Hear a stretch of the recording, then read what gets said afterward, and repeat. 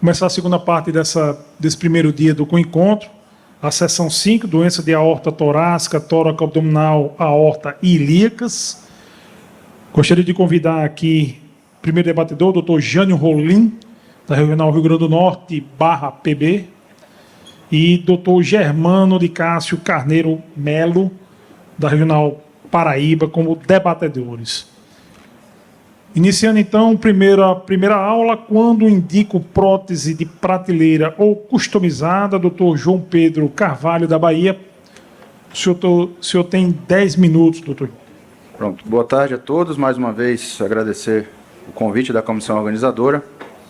Vamos falar um pouquinho de prótese de prateleira e customizada. Não tenho nenhum conflito de interesse para essa apresentação. Um breve histórico. A primeira prótese fenestrada, trabalho publicado foi em 1999, por uma dupla aí de australianos, uma fenestra simples para as renais. Mas quem revolucionou e popularizou, de fato, o tratamento da aorta complexa foi um brasileiro, Gustavo Derich, todos conhecem, que não só começou a fazer lá atrás com Greenberg, como ele conseguiu ensinar e popularizar e difundir, né, no meio vascular o tratamento complexo. Aqui algumas próteses na evolução aí do tratamento. Começou com próteses customizadas pelo cirurgião, as PMEGs, e depois vieram as customizadas pela indústria. Isso uma transição gradual. A gente também passou por essa transição. A gente ainda tem uma dificuldade grande de customização, principalmente por conta do tempo que leva aqui no Brasil. Então, a gente também começou a fazer as próteses customizadas em bancada, lógico, casos menos complexos, primeiro só fenestras para as renais, depois a gente foi aumentando complexidade, fenestrando para a mesentérica superior, e, por fim, casos ainda mais complexos, esse caso uma renal dupla, que a gente precisou fazer 2 fenestras para um lado, uma fenestra maior para a mesentérica e uma outra para a renal direita. E até alguns casos de ramos internos, o auxílio da impressora 3D ajuda também no planejamento, até que vieram os dispositivos de prateleira. E isso também foi uma outra revolução. Aqui os 3 que a gente tem no mercado mundial hoje, né, a da Artivion, a Inside, com Inner Branch, com ramos internos, a da Gore, a Thumb, e o que a gente tem no Brasil, que eu vou falar um pouco mais, que é a T-Branch. Essa é a prótese, acho que todo mundo já conhece, 2 ramos para tronco celíaco mesentérica superior com 8 milímetros, 2 ramos para as renais, um total de 200 milímetros de comprimento, tá? Um perfil, um diâmetro proximal de 34, um perfil de 22 French, e ela foi planejada, baseada num estudo onde se posicionam a maioria dos ramos, né, de forma que ela pudesse abranger o maior número de pacientes. Tem algumas regrinhas que ela está na indicação de uso, mas que a gente basicamente não segue. O cirurgião vascular é um pouco indisciplinado com relação a isso. E se a gente for ver no trabalho inicial, a aplicabilidade dela foi de 88%, ou seja, ela serve para 88% dos pacientes. Tem autores que até advogam mais do que isso, mas se a gente cumprir todas as recomendações da IFU, essa aplicabilidade cai para 46%. Tem algumas contraindicações, eu acho que isso aqui talvez pouca gente saiba, porque realmente a gente acaba analisando caso a caso e não segue à risca essas contraindicações. Mas é bom a gente conhecer para a gente saber os desafios que a gente pode encontrar. A técnica inicial é com 2 acessos femorais e um acesso pela braquial esquerda, né, mas isso também foi evoluindo com o tempo.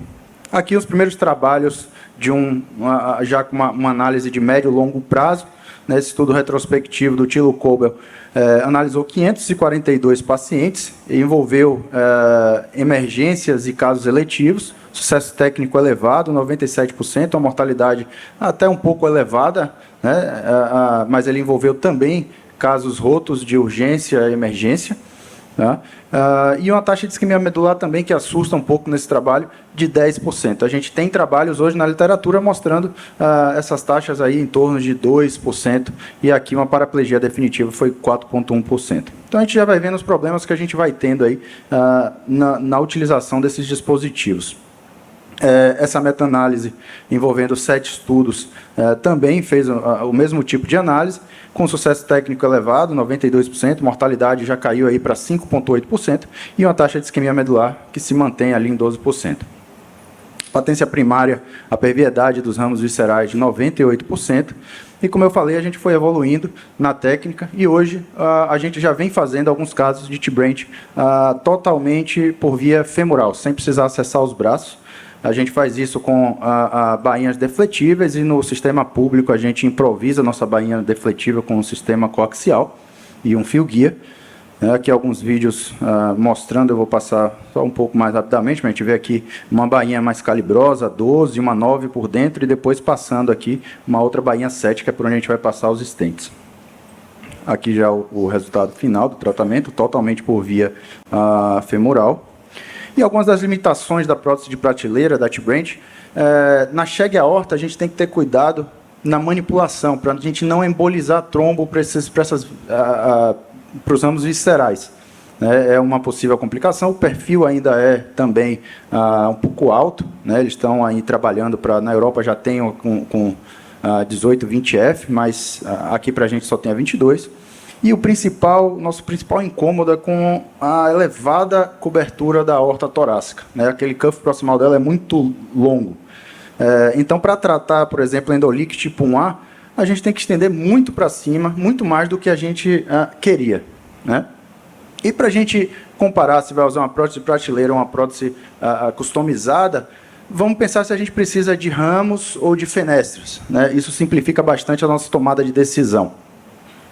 As endopróteses customizadas, esse trabalho do Verhoeven, que hoje é quem mais faz no mundo customizadas, né? Ele publicou mostrando uma alta taxa de perviedade dos ramos, né? E isso surpreendeu um pouco a gente, até que esse ano saiu uma publicação de um grupo de cirurgiões, né, da Europa, dos Estados Unidos, comparando ramos e fenestras.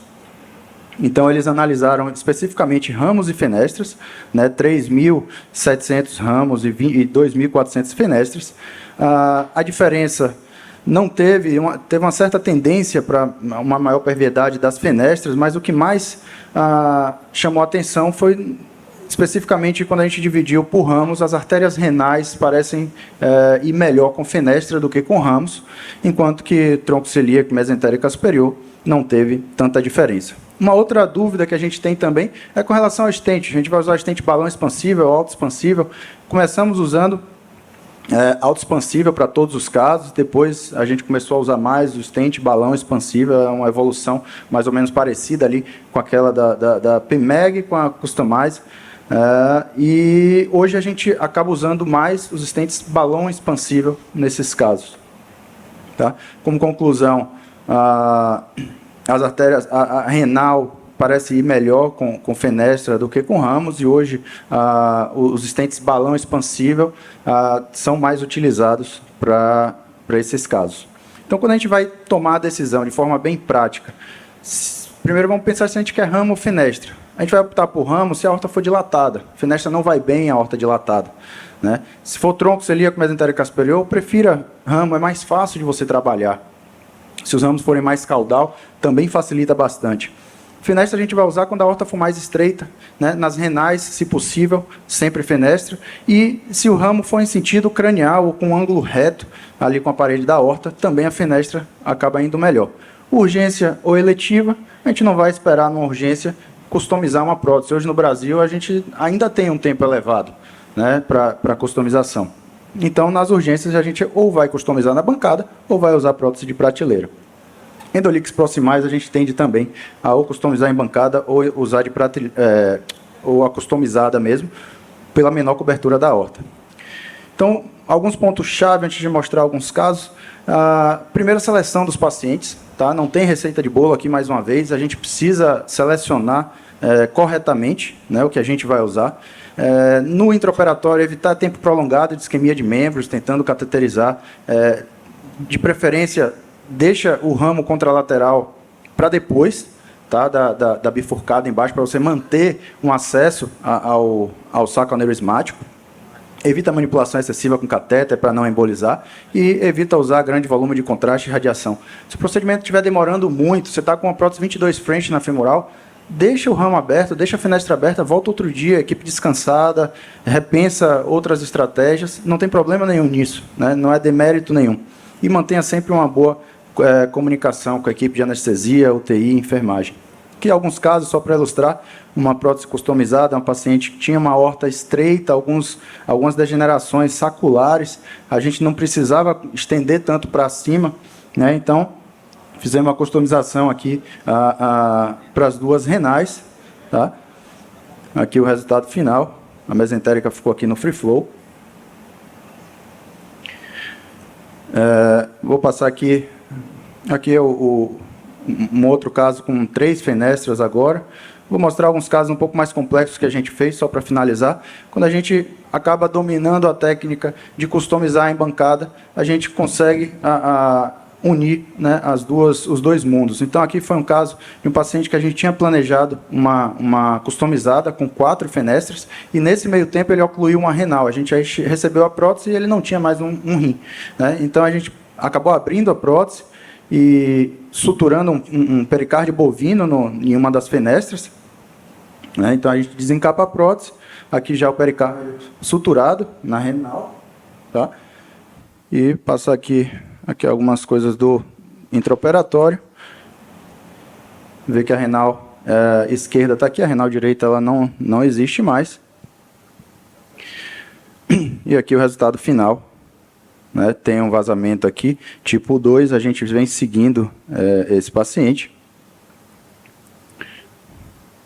E um outro caso também de customização agora de endoprótese de prateleira, quando a gente precisa subir muito o colo. É um paciente que tinha um endolique tipo 1A, já tinha tentado embolizar algumas vezes, né? Então a gente nota aqui nessa imagem muita mola, muito strike no saco aneurismático, era de outra equipe que veio para a gente ouvir uma segunda opinião.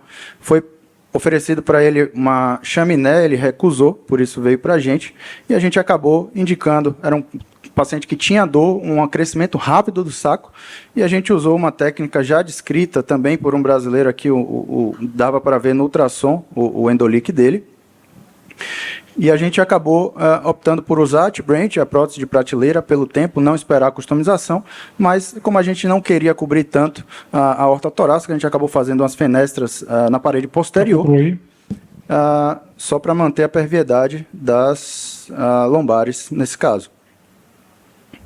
Aqui só mostrando o resultado também final.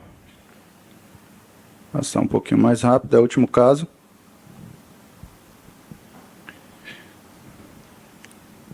No controle final, nota aqui as lombares pérvias e sem leak. Essa imagem aqui ficou bem ilustrativa. Então, por fim, aqui uma reconstrução mostrando também as lombares.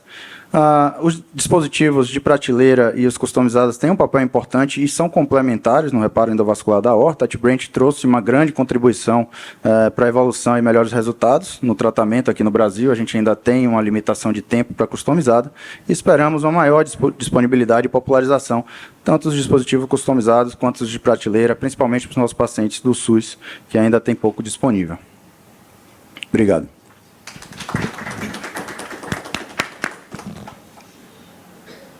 Obrigado, doutor João Pedro. Pedir agora o próximo palestrante, doutor Marcos Gomes de Toledo Barros, próteses ramificadas para arco aórtico. Qual o diferencial? Patrocinação da Fênix Med.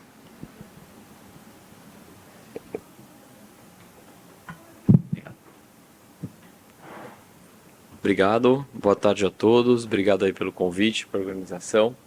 A gente vai falar um pouquinho aqui de arco aórtico, de endoprótese ramificada para arco aórtico.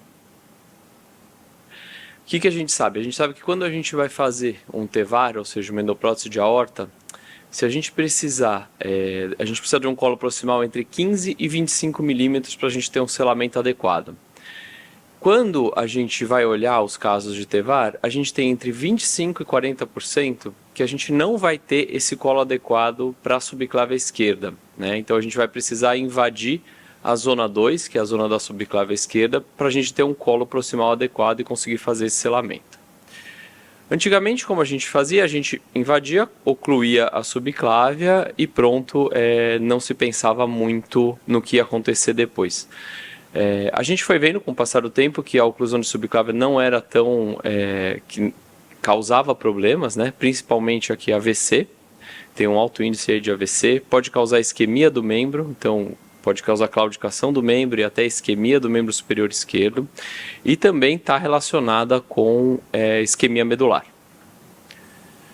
O que a gente tem, então? Quando a gente oclui a subclávia esquerda, a gente apresenta em torno aí de 5% de risco de AVC para o paciente, 1 a 8% de risco aí de isquemia medular e 30% de risco de isquemia sintomática do membro superior esquerdo. Sempre lembrando aqui, nessa figura aqui da anatomia, a anatomia da subclávia esquerda, que ela tem irrigação colateral para a medula e a ilíaca interna também. Então, em pacientes que a gente, por exemplo, vai fazer um tóraco abdominal, que a gente vai recobrir uma grande parte da aorta, a gente sempre tem que pensar em manter pérvia a subclávia esquerda e a ilíaca interna também, as duas. A gente tem o guideline da SVS para as endopróteses torácicas e para a revascularização da subclávia. Ela é uma indicação 1B nesse guideline, a revascularização da subclávia para os casos eletivos, e 2B para os casos de urgência. Ele diz que no caso de urgência você tem que avaliar os pacientes para ver em qual paciente isso vai ser bom ou não, dependendo aí da urgência do paciente. O que a gente tem aí então de alternativa para a revascularização da subclávia? A gente tem o enxerto subclávio carotídeo, periscópio ou chaminé, as endopróteses customizadas, que a gente consegue fazer no arco também, pode ser tanto pelo cirurgião quanto feitas pela indústria. A gente tem a fenestração in situ, normalmente com laser, que é esse vídeo que eu estou mostrando para vocês. Esse aqui é o resultado final. Normalmente a gente acaba usando mais em casos de urgência, emergência. E as endopróteses ramificadas, que elas são feitas para isso. Hoje no Brasil, a única que a gente tem disponível é a Castor. A gente tem fora, nos Estados Unidos, a TBI da Gore, tem a Mona Lisa da Medtronic, mas é só para estudo, e no Japão tem uma outra prótese que foi uma das primeiras também. O que a gente tem aí de resultado, então, dessas endopróteses ramificadas de arco? A gente tem esse estudo aqui com 134 pacientes que foram divididos aí em 2 grupos. Um grupo ocluiu a subclávia, outro grupo revascularizou a subclávia com a Castor. A gente teve, no grupo que teve oclusão de subclávia, a gente teve 8,2% de AVC e 11,5% de isquemia no membro. No grupo da Castor, nós não tivemos nenhum AVC e nenhuma isquemia de membro. Esses dados batem com aqueles dados de literatura que a gente passou. Quando a gente compara, então, isso daí a curto prazo, né? E a longo prazo, o que a gente vai ter? A gente tem esse estudo aqui publicado em 2020, com 71 pacientes, estudos prospectivo, multicêntrico, de secções tipo B, um segmento de até 6 anos. A gente tem um sucesso técnico com o uso da Castor de 97%, uma perviedade do ramo em 5 anos de 93% e nenhum AVC nesses pacientes. Se a gente olhar aqui a curva a primeira curva é a curva de mortalidade e a segunda curva é a curva de perviedade do ramo. A gente pode ver que, principalmente a curva de perviedade do ramo, alguns ramos fecham aí em até 12 meses, 20 meses, e os que se mantiveram pérvios aí até 1 ano e meio, 2 anos, continuam pérvios até 6 anos. O que a gente pode ver disso? Às vezes no implante da prótese a gente tem alguns fechamentos precoces de ramo, né?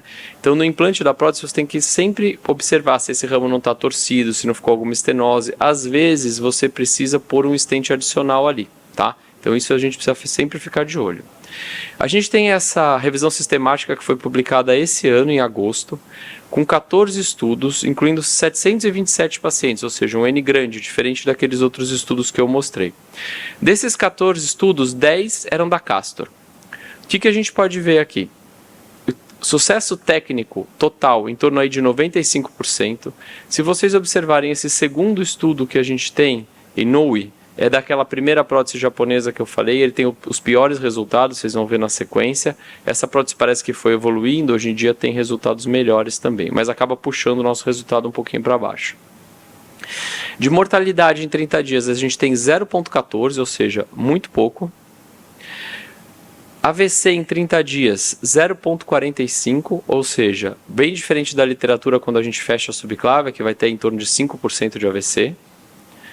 E isquemia medular a gente teve só 0,08, também um dado muito bom quando a gente compara com o resto da literatura.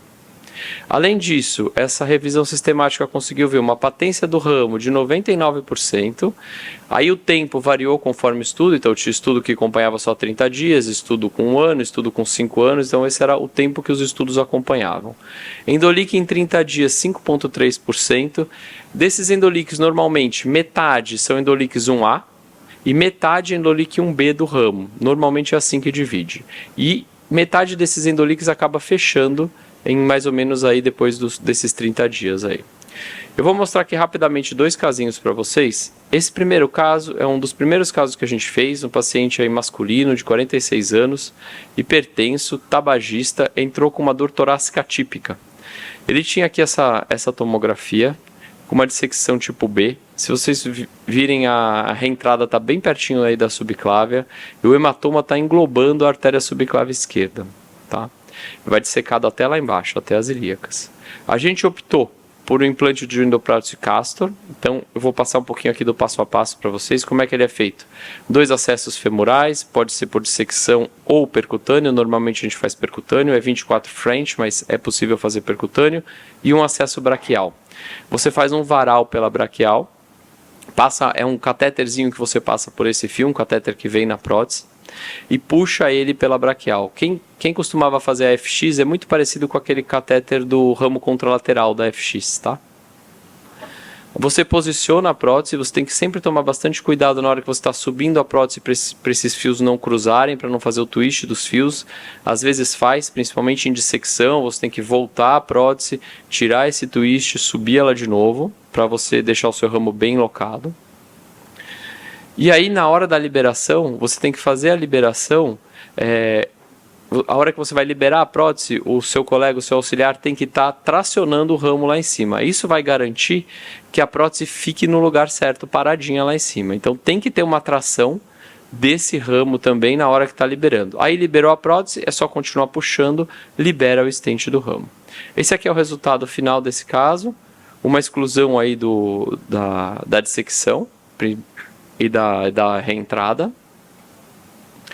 Aqui um outro caso, um caso um pouquinho mais complexo, é um paciente de 63 anos, entrou no hospital com dispneia e dor retroesternal associada a edema de face. Ele estava fazendo uma síndrome de cava superior. E tinha também catéter de diálise infectado, ele tinha feito uma sepse por causa desse catéter, esse catéter tinha sido retirado. Insuficiência renal crônica dialítica, diabético, hipertenso, estabagista e já tinha um TEVAR prévio aí em 2015.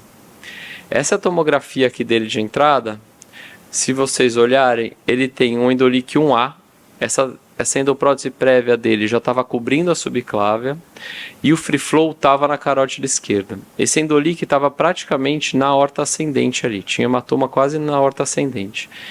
Esse hematoma do endolique é que estava comprimindo a cava superior e dando a síndrome de cava superior desse paciente, tá?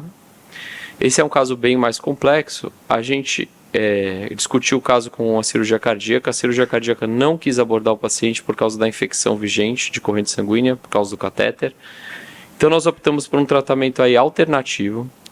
A gente optou por fazer um enxerto carotídeo-carotídeo e posicionar a Castor no tronco bracocefálico. Então aqui essa é a arteriografia inicial, já com o carotídeo feito. A gente subiu a Castor. Nesse caso, a gente usou um rapid pacing para a gente ter uma liberação mais tranquila. Vocês podem ver que o nariz da Castor está lá dentro do coração. Funciona como se fosse um implante de TAV praticamente, tá? A gente liberou a Castor e conseguimos aí corrigir o endolique. Esse paciente ainda tinha um endolique 1B embaixo, a gente pôs uma extensão para baixo também, que melhorou aí esse endolique 1B. O paciente, graças a Deus, ficou bem, teve alta no pós-operatório. Se vocês olharem, o tronco, ele era muito largo. A gente não tinha um ramo que se adequasse aqui no tronco. Então, o que a gente fez? A gente soltou a endoprótese e depois a gente pôs um estente revestido só para selar o ramo aqui do tronco bracocefálico. O que eu tinha para falar para vocês, então? que a revascularização da subclávia deve ser feita sempre que possível. Existem diversas técnicas para a gente fazer isso. Cada uma tem suas vantagens e desvantagens. As endopróteses ramificadas, elas são precisas e seguras pelos trabalhos que a gente mostrou e são de fácil utilização.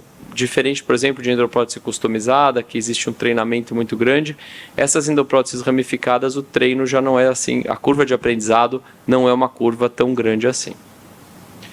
Era isso que eu tinha para falar para vocês. Muito obrigado.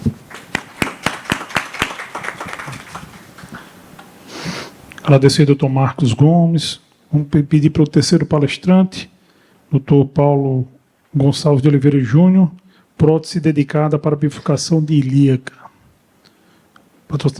Patrocinado pela Lifetronic Medical. Boa tarde a todos. Agradeço à comissão organizadora pelo convite. É um prazer estar aqui entre vocês. Bom, coube a mim falar sobre a prótese dedicada à bifurcação de ilíaca.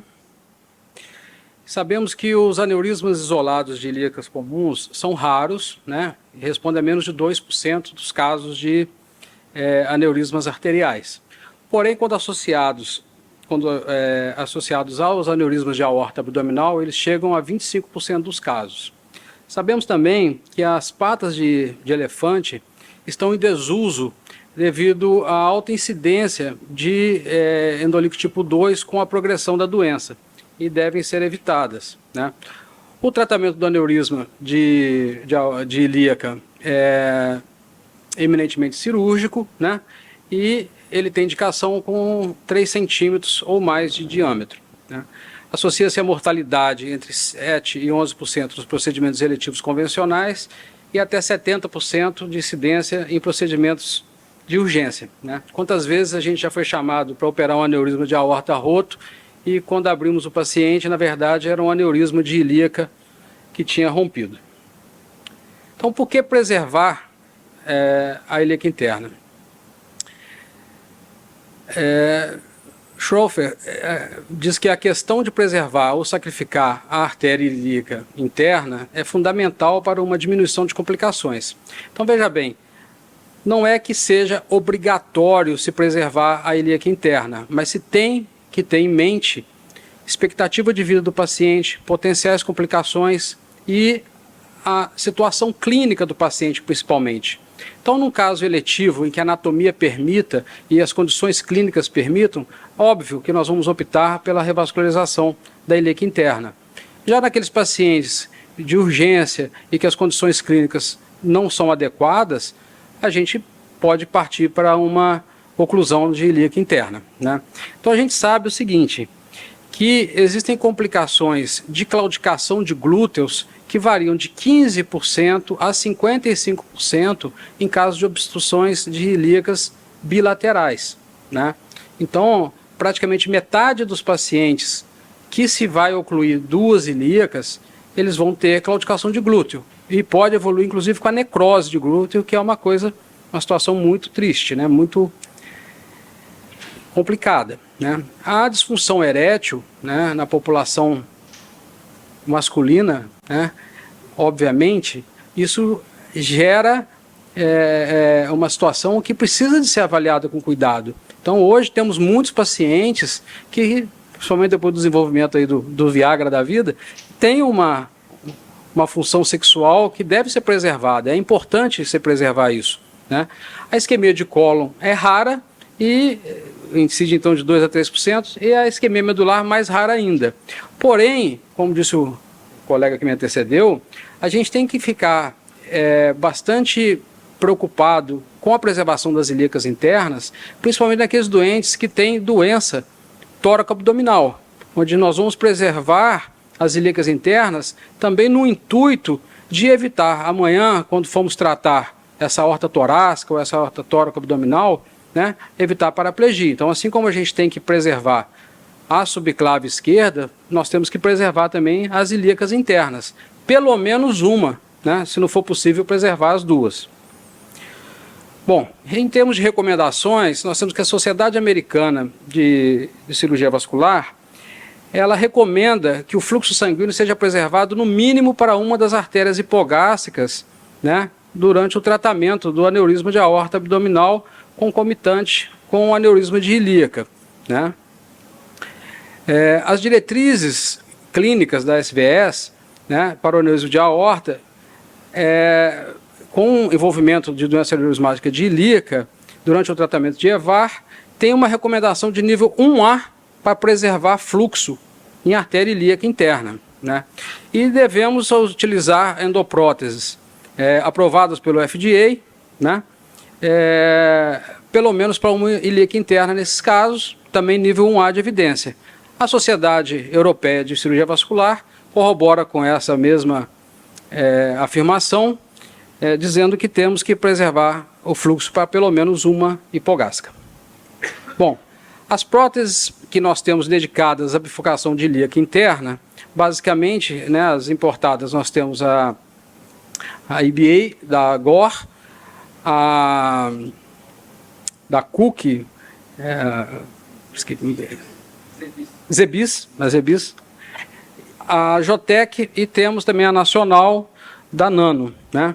Parece que a Braille também está tendo prótese de prateleira para ilíaca interna. Bom, falando mais específico agora da IBI, ela está disponível nos mercados da Europa desde 2013 e no Brasil nós começamos a usar a partir de 2018. Já são mais de 5 mil implantes até o momento, né? Ela tem uma construção modular muito semelhante à prótese de aorta, né? Com algumas diferenças que a gente vai mostrar a seguir, né? Elas estão prontas para uso, né? Ela tem uma abertura da ilíaca interna que já é pré-canulada, então isso favorece muito, facilita muito no ato de execução do procedimento, né? A implantação sendo bifemoral através do varal, a gente consegue ter uma firmeza para progredir com a bainha contralateral de 12 frente, que normalmente esse varal dá uma firmeza muito grande, mesmo em grandes tortuosidades a gente consegue abordar essa ilíaca interna com facilidade. Tem um sistema introdutor de baixo perfil, que são 16 frentes, as EBIs são 20 frentes, né? E naqueles vasos de menor calibre, a gente tem mais segurança para diminuir o risco aí de uma ruptura de vaso, né? Principalmente em mulheres. O recomendado para o aneurisma de ilíaca comum, a gente tem que ter uma luz em torno de 17. Obviamente, como o colega anterior me falou, a gente às vezes é meio agressivo, eu já fiz até em paciente com diâmetros de luz menores, né? Porque ela tem uma característica também, que é a possibilidade que nós temos de avançar proximalmente ou retroceder essa prótese distalmente, podendo a gente às vezes liberar a prótese um pouco mais acima do local ideal e depois com o ramo ilíaco liberado a gente traciona um pouco e ela chega no local ideal, né? Porque muitas vezes ela não tem, digamos, 17 a ilíaca comum toda, mas proximalmente ela tem. Então a gente abre com segurança e dá uma tracionadinha. Isso é coisinha técnica, boba, fácil de fazer, né? Uma outra coisa bem interessante é a questão da capacidade de conformação de angulações entre a ilíaca comum e a ilíaca externa. Então é uma prótese que ela tem uma flexibilidade que permite uma conformação melhor. Basicamente, nós temos um corpo principal bifurcado, né, com 23 de diâmetro proximal e 12,99, para a gente não falar aquele número que dá azar, tá? E uma extensão de 10 centímetros, tá? O ramo ilíaco interno, ele tem um diâmetro proximal de 16, de forma que com os 2,5 centímetros e com o diâmetro da perninha de 12,999, fica um bom selamento. Bom, os diâmetros preconizados, nós temos basicamente 3 diâmetros, tanto para o componente da ilíaca externa quanto para a ilíaca interna. E são os mesmos, né? A mesma indicação de 6,5 a 9, uso de 10, de 12,5 a 13, uso de 14 e assim sucessivamente. A bainha contralateral que nós usamos é a de 12 frente, para poder passar o componente ilíaco interno, e a de 16 o corpo principal. Bom, O sistema, a gente já está bem acostumado, nós temos um cuff, quando a gente não tem uma liberação, embora C3 seja de liberação controlada, eventualmente a gente possa precisar de uma extensão, nós temos um cuff proximal, um corpo principal, as extensões de ilíacas e a prótese bifurcada de ilíaca propriamente dita. Nesse caso que a gente está apresentando, só um lado, mas frequentemente a gente acaba fazendo bilateral. A prótese ela vem montada pré-canulada com esse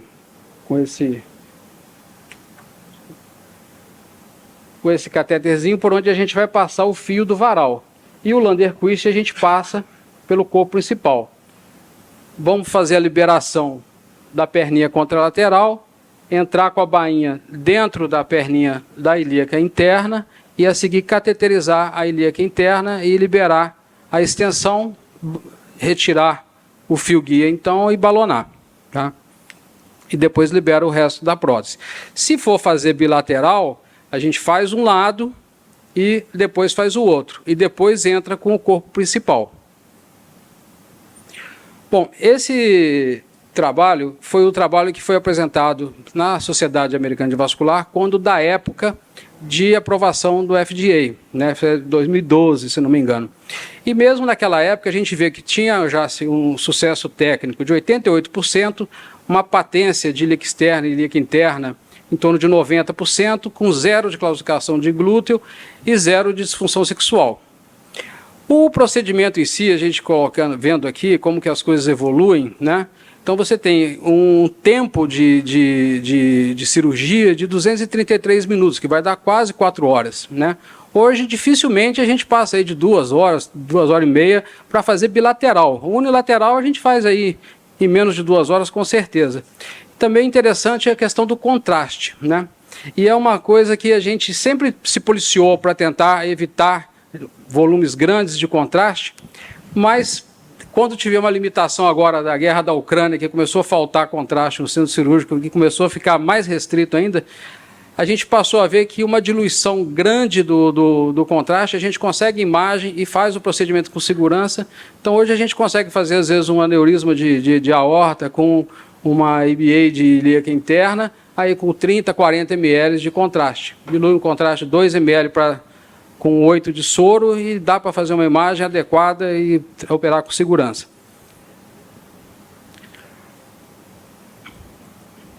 Aqui eu trouxe um videozinho, que é da própria empresa, para a gente poder ver a colocação. Bom, eu vou pular o vídeo. Esse é o aspecto que a gente espera, uma prótese que se conforma de acordo com a anatomia do paciente. E esse aqui é um caso meu, que eu trouxe só para ilustrar.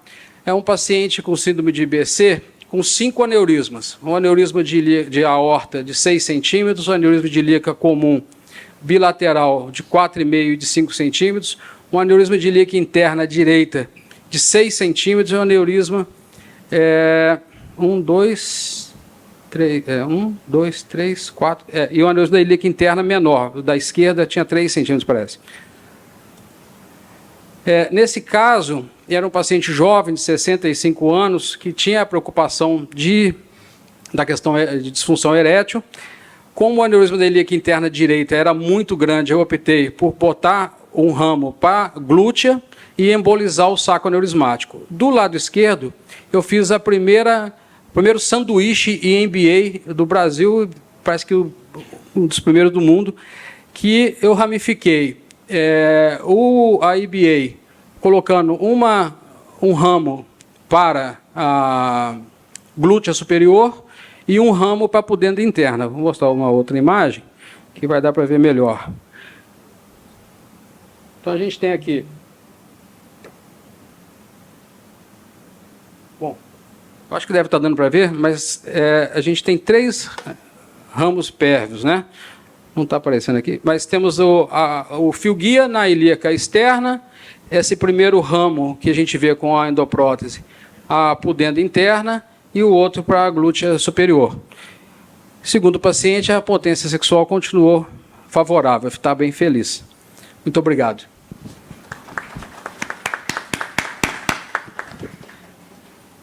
Agradecer ao Dr. Paulo Gonçalves, pedir próximo palestrante, Dr. Arnon von Richthofen, hematomas intramurais e úlceras penetrantes aórticas, quando abordar. Boa tarde, agradeço mais uma vez a escolha desse tema. Esse é um dos assuntos que sempre me fascinou e, eu preciso dizer, desafiou a dissecção aguda da aorta. E nós, há muitos anos que trabalhamos com isso, esse é o nosso grupo atual no Rio de Janeiro. Nós temos alguns conflitos de interesse relacionados com essa apresentação, alguns atuais, mas alguns também passados, de empresas que nós tivemos a oportunidade de trabalhar até no desenvolvimento de produtos. A síndrome aórtica aguda é um conceito atual que engloba várias patologias, integra a dissecção aórtica clássica com a ruptura da aorta e também a oclusão aórtica aguda. E o maior problema é que as apresentações clínicas são múltiplas, e eu diria que o maior problema na dissecção aguda da aorta, sobretudo nas suas duas variantes, o hematoma intramural aórtico e a úlcera penetrante aórtica, é o diagnóstico. Nós temos um tratamento muito bom para esse tipo de problema, mas o problema é que muitas vezes o diagnóstico vem muito tarde. A síndrome aórtica aguda, na sua forma de dissecção clássica, é a forma mais comum de catástrofe aórtica. Eu não vou entrar em detalhes, mas vocês estão vendo aqui, e chama a atenção nesse desenho do trabalho de Cody, de 1999, que o tema que nós estamos abordando especificamente hoje são as variantes hematoma intramural aórtico e úlcera penetrante aórtica, ocorrem numa idade bem mais elevada do que a dissecção aórtica clássica. Você vê que dissecção aórtica clássica pode ocorrer até em pacientes com menos de 30 anos. Nós temos alguns pacientes entre os 20 e 30 anos com dissecção de aorta relacionada, a maioria deles, com esforço físico exagerado, sobretudo levantamento de peso e academia exagerada, esse negócio de triatletismo e assim por diante, sobretudo levantamento de peso. É um problema muito sério que pode levar à dissecção clássica, mas não nem ao hematoma, nem a úlcera penetrante aórtica. A primeira descrição de hematoma intramural aórtico foi feita no século passado, aproximadamente 100 anos, e, na verdade, é uma hemorragia contida dentro das camadas da aorta, na ausência de uma fenda intimal evidente. A gente não vê onde começa esse tipo de dissecção.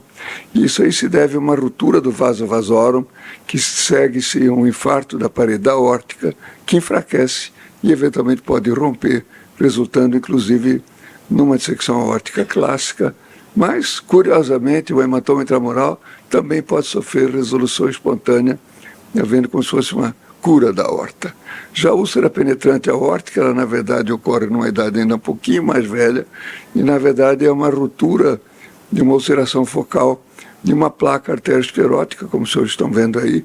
O achado tomográfico é bastante típico, a gente vê as calcificações rodeando a ulceração, e ela é mais comum na aorta descendente, e a idade média dessas duas patologias é 74 anos.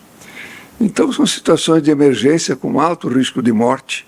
O risco cresce exponencialmente a partir do evento índice. E por que essas doenças eram tão pouco diagnosticadas no passado? Por uma razão só, porque o quadro clínico é muito semelhante.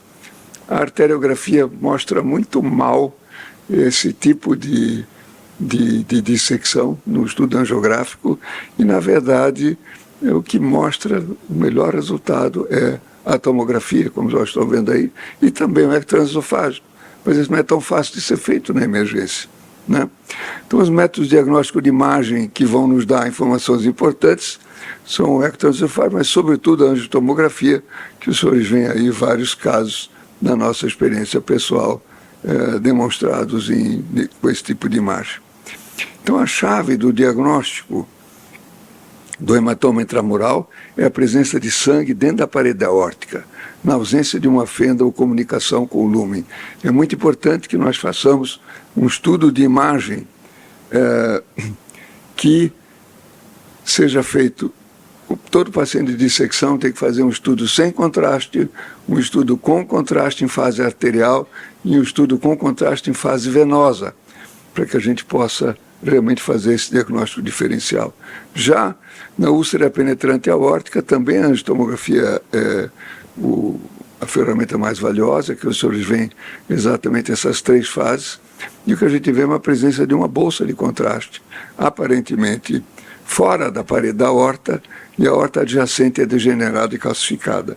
A gente tem que tomar cuidado de fazer o diagnóstico diferencial de uma bolsa aparentemente ulcerada dentro de um trombo de um aneurisma de aorta. Isso não é úlcera penetrante aórtica, a gente vê muitas vezes. Muitas vezes o radiologista menos avisado descreve o aneurisma como dissecando pela presença dessa ulceração. Isso não é. Na verdade, quando nós temos úlcera penetrante aórtica, a parede da sua parte mais interna, da íntima e da lâmina elástica externa, está rota, né? A apresentação clínica, então, dor, hipertensão incontrolável, isquemia visceral periférica, degeneração aneurismática e ruptura. Nessas 2 variantes, a dor é o sintoma mais importante de todos, né? Os senhores veem aqui, então, uma situação importante de ruptura, e muitas vezes se diz, hematoma intramural deve ser feito acompanhamento vigiado. Sim, mas com muita atenção. Se os sintomas não diminuírem, nós devemos repetir a tomografia, que os senhores veem um espaço de 6 horas entre uma aorta aparentemente pouco comprometida e 6 horas depois com ruptura para as 2 cavidades pleurais. Esse paciente foi então imediatamente operado. O tratamento, respondendo à pergunta formulada inicialmente, deu um salto com a introdução do tratamento endovascular. Durante muito tempo eu pensei que a primeira dissecção de aorta tivesse sido tratada por Honório Palma no Brasil, embora mundialmente se dê esse crédito ao Ninaber, que fez 2 anos depois, mas recentemente conversando com o Juan Parodi, ele disse, não, o primeiro fui eu. Em 1995, até parece que ele era brasileiro, ele não publicou. Ele me cedeu essas imagens que os senhores estão vendo aí, então do caso que ele tratou com stent palmaz revestido com Dacron, em que ele implantou na aorta ascendente, fechando a fenda original dessa dissecção aguda tipo A, e 12 anos depois uma tomografia mostrando que o doente estava curado. É incrível, né? Nossa experiência começou no ano 2000, esse é o primeiro caso que nós operamos, não sei se o Davi estava lá com a gente, acho que já tinha ido embora, né? Já tinha vindo para cá, Davi Damasceno, aqui de Natal. E aqui está a nossa experiência com esse tipo de tratamento. Os senhores veem, então, que o resultado, se a gente conseguir tratar esses doentes enquanto eles não tiverem rotos, ele é excepcional. Nós temos 100% de alta hospitalar na úlcera penetrante aórtica e 100% de alta hospitalar no paciente com hematoma intramural. Já quando está na fase de ruptura, esse resultado cai para 60% e para 75%. Mesmo assim, ainda é um resultado bastante bom. Então, aqui o fluxograma, no hematoma intramural aórtico, se ele for sintomático, for do tipo A, todos os tipo A têm que ser tratados, ou como o Parodi prescreveu, e deu certo, mas a maioria são tratados por troca da aorta ascendente. No tipo B, que cai na nossa mão, nós vamos inicialmente tentar o tratamento clínico com o controle do produto, né, evitando assim as complicações. Se elas surgirem, ou se a aorta crescer mais de 55 milímetros, vamos tratar com tratamento endovascular. Se os sintomas forem controlados, o que é incomum, mas eu já vi acontecer, nós vamos para o tratamento conservador, né? Sempre controlando esses doentes periodicamente.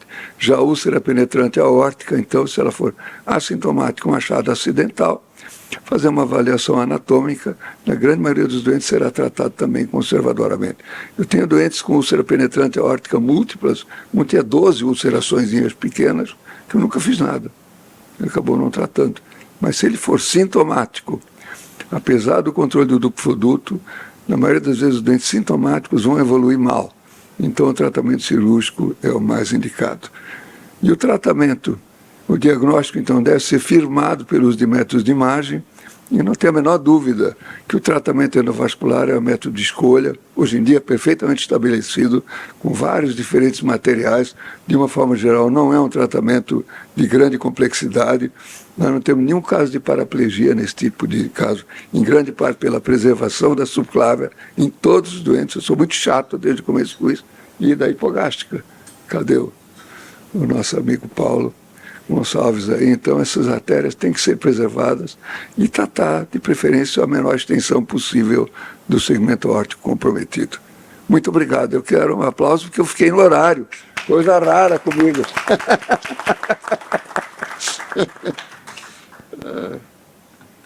Merece aplauso sempre, doutor Arno.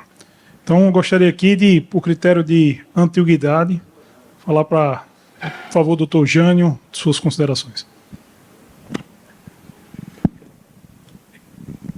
O critério de antiguidade foi peso, hein, Raíssa? Mas, antes de mais nada, agradecer aí a escolha do nosso nome para participar efetivamente do nosso encontro Paraíba-Rio Grande do Norte, né?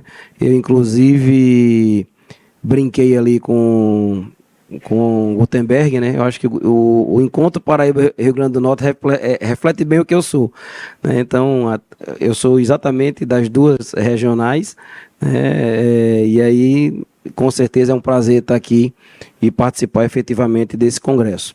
E parabenizar mais uma vez pela excelência e pelo novo formato, pela inovação, né? Getúlio, Márcio e o grande Gutenberg. A minha pergunta vai para João Paulo, tá? Então, vai em cima da questão do segmento. Qual é o seu protocolo de segmento, né? Qual é a sua casuística do endolique mais tardio, né? E se é que você tem esse endolique, qual é o endolique mais frequente na sua casuística? O segmento vai variar se o paciente é eletivo ou de urgência. Tratamento de urgência, tomografia internado, antes da alta. Aí vai variar da evolução, como é que ele vai ser. Se for um caso favorável, com 48 horas a gente faz a tomografia e dá alta. Casos de urgência. Casos eletivos, tomografia com 30 dias. No primeiro retorno a gente já sai de alta com uma tomografia. Eu não tenho um número exato, né, da taxa de endolique para te passar, mas sem dúvida nenhuma, né, nesses casos o principal tipo de endolique é o tipo 2. Né? A gente tem feito ultrassom com microbolhas nos pacientes do privado, né, porque auxilia bastante. Às vezes a angitomografia a gente fica bastante na dúvida, paciente privado a gente faz as microbolhas, e a gente acompanha nesses casos. Em caso de outros endolique tipo 3 ou tipo 1A ou B, aí a gente intervém. Tranquilo. Passando a palavra para meu amigo aqui. Primeiramente, agradecer o convite e a lembrança do nome da gente nessa mesa tão importante. Sobre doença de aorta, que, assim, apesar da gente ser jovem, a gente pegou também uma parte dessa transição das endopróteses no território tóraco-abdominal. E era assim, a gente percebe hoje uma mudança de paradigma muito grande, porque no início era praticamente um desafio pessoal de cateterizar todos os ramos, independente do tempo que isso levasse. E hoje o estadiamento, digamos assim, a limitação do tempo de transoperatório nessas circunstâncias faz toda a diferença na sobrevida e na mortalidade desses pacientes, obviamente, de pós-operatório. Aí, assim, isso aí é uma coisa que já está muito bem sedimentada e é importante a gente ver vários outros centros também começando a ter resultados similares ao que a gente vê na literatura mundial. Perguntas, eu tenho uma pergunta de caráter técnico e outra também de aspecto pessoal. Uma técnica para João Pedro, né, em relação às fenestrações feitas em bancada, como é que ele marca a fenestra, e outra do ponto de vista pessoal para o Dr. Arno, como é que, assim, esse território de aorta torácica essencialmente é um território que não é de atuação exclusiva da cirurgia vascular. A gente tem muita interface nessas circunstâncias com o pessoal da cirurgia cardíaca e até o pessoal da própria equipe de cardiologia que recebe esses pacientes nas situações de urgências nos PAs. E, assim, a equipe dele conta com alguém da cirurgia cardíaca para poder eventualmente fazer essa interface, ou isso aí foi se construindo ao longo do vastíssimo tempo de estrada que ele tem nessa peleja na militância vascular? Eu vou começar respondendo. A gente marca com uma mola, tem descrito na literatura ponta de fio guia, tem uma série de descrições. A gente prefere a mola, é simples, a gente usa habitualmente a mola Nester.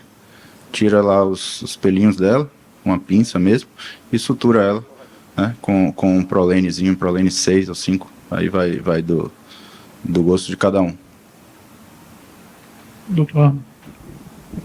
A sua pergunta foi muito interessante, muito obrigado. Eu acho que duas coisas aí são importantes. A primeira, eu sempre gostei disso e eu fiz treinamento também em cirurgia cardíaca no final da minha residência. Eu não sabia direito o que eu queria fazer. Então fiz um tempo de cardíaco que me tirou um pouco o medo, né? Hoje em dia, quando eu tenho que fazer uma esternotomia, durante muitos anos eu mesmo fiz, mas depois, por razões políticas, eu escolho um cirurgião cardíaco para fazer o acesso. E a gente trabalha junto e dividimos os honorários meio a meio, quando é doente particular. Quando é convênio, cada um faz uma coisa, né? E a segunda pergunta, a grande razão de nós termos uma casuística inicial muito maior do que é hoje em dia, é porque os cirurgiões cardíacos acreditaram muito pouco no tratamento endovascular da aorta. Eles simplesmente não quiseram aprender. Nós nem a gente chamava. Eu era tutor, eu fui tutor da Gore, eu fui tutor da Jotec, fui tutor da Apollo. Então eu chamava, vai ter um caso de torácica, você não quer vir assistir, quer participar? Ah, eu vou, e nunca vinham. Então, isso ajudou muita gente a ter esse doente e ficar conhecido como quem resolve esses problemas. Eu acredito que finalmente a maioria acordou. A sua geração acordou. A minha, de cirurgiões cardíacos, tem meia dúzia que faz. A maioria não faz. A gente tem que aproveitar a oportunidade. Alguma pergunta da plateia? Alguém? Só complementar esse comentário, eu acho que é importantíssimo. O último slide ali, acabei não falando.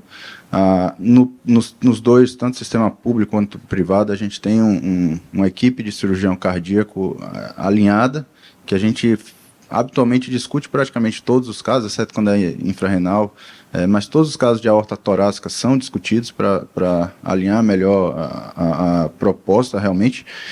E isso eu sou muito mais jovem do que a maioria dos senhores aqui. Fiz minha formação em São Paulo e lá, talvez por choque de egos, não existia essa comunicação, né? Quando eu voltei para Bahia, a gente já tinha um diálogo muito melhor, até que a gente formou realmente um centro de doenças da aorta, com reuniões quinzenais para discutir casos, e isso mudou drasticamente o resultado dos tratamentos, tanto da cirurgia cardíaca quanto o nosso. A gente entra em conjunto com eles para liberar prótese em dissecção tipo A, que está complicada, com paciente com peito aberto, a gente libera uma endoprótese, a gente não tem tromba de elefante no SUS, então a gente improvisa isso.